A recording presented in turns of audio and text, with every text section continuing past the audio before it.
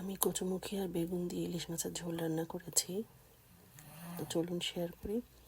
প্রথমে আমি মাছটাকে ভেজে নেব হলুদ লবণ দিয়ে এপিট করে ভেজে নিয়ে তারপরে আমি তুলে রাখবো এক পাশে।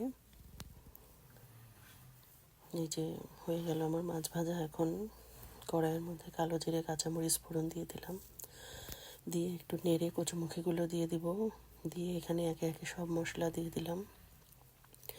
লবণ, হলুদ, জিরের গুঁড়ো, ধনের গুঁড়ো, মরিচের গুঁড়ো দিয়ে ভালো করে কষিয়ে মোটামুটি সিদ্ধ হয়ে গেলে আমি এখানে বেগুন দিয়ে দেব।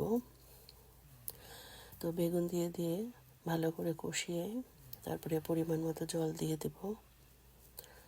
জল দিয়ে তারপরে ঝোলটা ফুটে উঠলে বেগুনটা মোটামুটি সিদ্ধ হয়ে গেলে আমি ভাজা ইলিশ মাছকে এর মধ্যে দিয়ে দিব। দিয়ে তারপরে হয়ে আসলে আমি নামিয়ে ফেলবো।